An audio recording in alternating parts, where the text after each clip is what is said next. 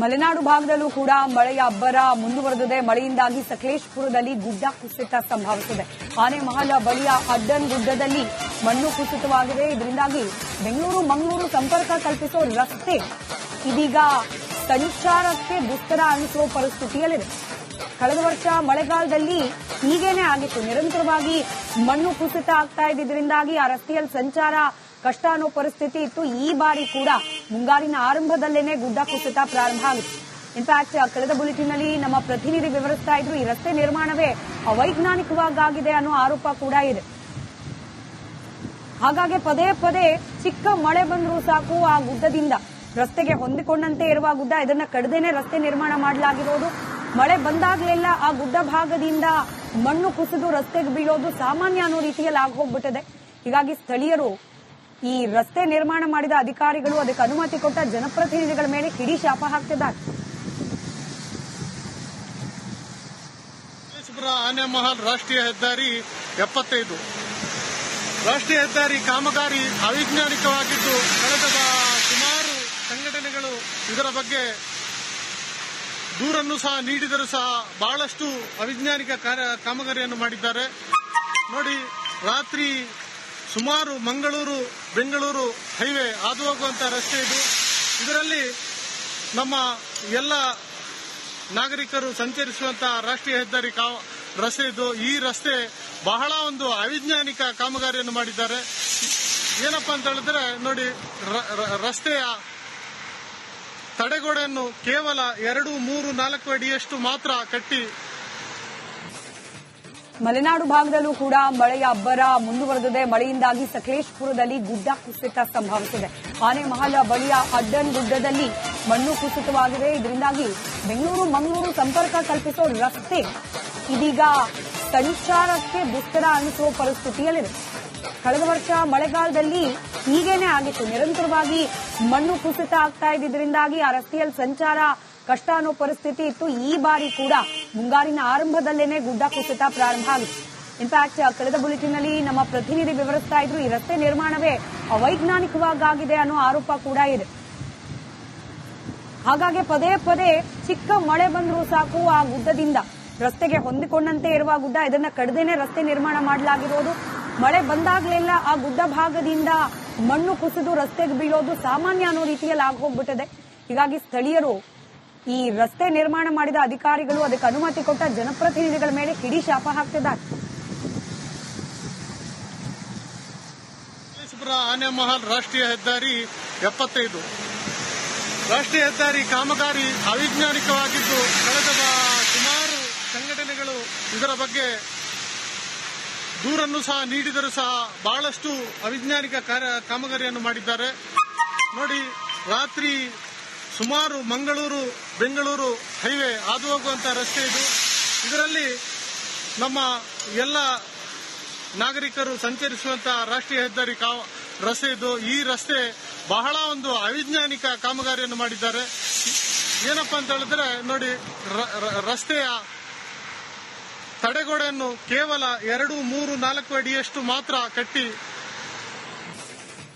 ಮಲೆನಾಡು ಭಾಗದಲ್ಲೂ ಕೂಡ ಮಳೆಯ ಅಬ್ಬರ ಮುಂದುವರೆದಿದೆ. ಮಳೆಯಿಂದಾಗಿ ಸಕಲೇಶಪುರದಲ್ಲಿ ಗುಡ್ಡ ಕುಸಿತ ಸಂಭವಿಸಿದೆ.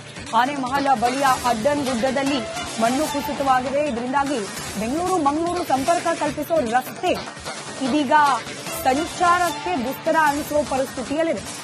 ಕಳೆದ ವರ್ಷ ಮಳೆಗಾಲದಲ್ಲಿ ಹೀಗೇನೆ ಆಗಿತ್ತು. ನಿರಂತರವಾಗಿ ಮಣ್ಣು ಕುಸಿತ ಆಗ್ತಾ ಇದ್ದಿದ್ದರಿಂದಾಗಿ ಆ ರಸ್ತೆಯಲ್ಲಿ ಸಂಚಾರ ಕಷ್ಟ ಅನ್ನೋ ಪರಿಸ್ಥಿತಿ ಇತ್ತು. ಈ ಬಾರಿ ಕೂಡ ಮುಂಗಾರಿನ ಆರಂಭದಲ್ಲೇನೆ ಗುಡ್ಡ ಕುಸಿತ ಪ್ರಾರಂಭ ಆಗಿತ್ತು. ಇನ್ಫ್ಯಾಕ್ಟ್ ಕಳೆದ ಬುಲೆಟಿನ್ನಲ್ಲಿ ನಮ್ಮ ಪ್ರತಿನಿಧಿ ವಿವರಿಸ್ತಾ ಇದ್ರು, ಈ ರಸ್ತೆ ನಿರ್ಮಾಣವೇ ಅವೈಜ್ಞಾನಿಕವಾಗಿದೆ ಅನ್ನೋ ಆರೋಪ ಕೂಡ ಇದೆ. ಹಾಗಾಗಿ ಪದೇ ಪದೇ ಚಿಕ್ಕ ಮಳೆ ಬಂದರೂ ಸಾಕು ಆ ಗುಡ್ಡದಿಂದ ರಸ್ತೆಗೆ ಹೊಂದಿಕೊಂಡಂತೆ ಇರುವ ಗುಡ್ಡ, ಇದನ್ನ ಕಡದೇನೆ ರಸ್ತೆ ನಿರ್ಮಾಣ ಮಾಡಲಾಗಿರೋದು.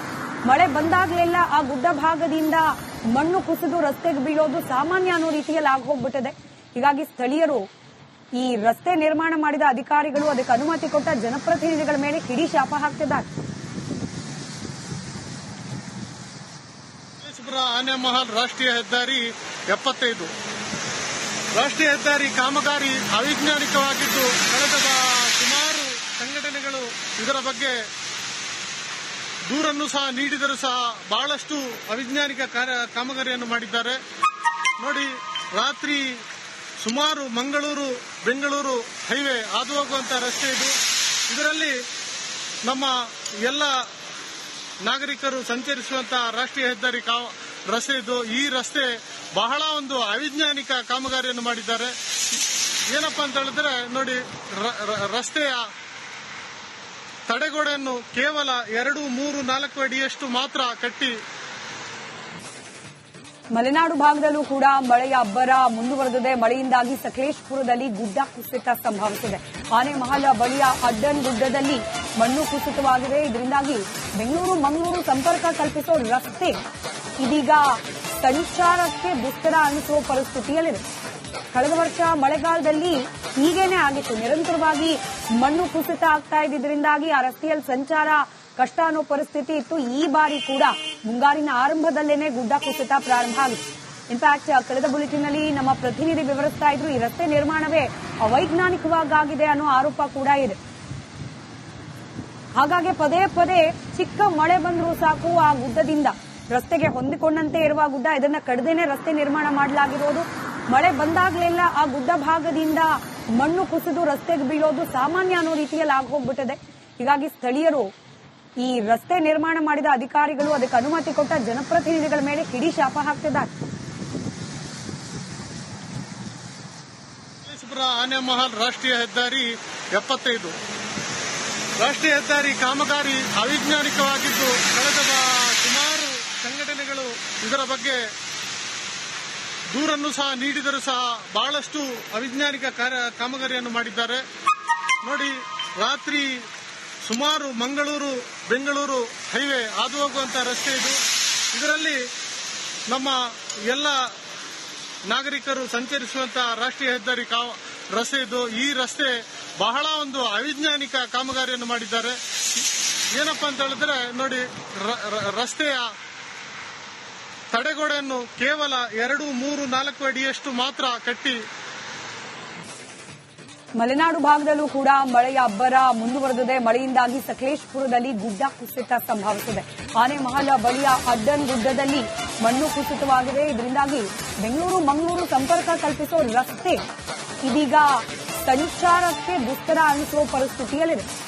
ಕಳೆದ ವರ್ಷ ಮಳೆಗಾಲದಲ್ಲಿ ಹೀಗೇನೆ ಆಗಿತ್ತು. ನಿರಂತರವಾಗಿ ಮಣ್ಣು ಕುಸಿತ ಆಗ್ತಾ ಇದ್ದಿದ್ರಿಂದಾಗಿ ಆ ರಸ್ತೆಯಲ್ಲಿ ಸಂಚಾರ ಕಷ್ಟ ಅನ್ನೋ ಪರಿಸ್ಥಿತಿ ಇತ್ತು. ಈ ಬಾರಿ ಕೂಡ ಮುಂಗಾರಿನ ಆರಂಭದಲ್ಲೇನೆ ಗುಡ್ಡ ಕುಸಿತ ಪ್ರಾರಂಭ ಆಗಿತ್ತು.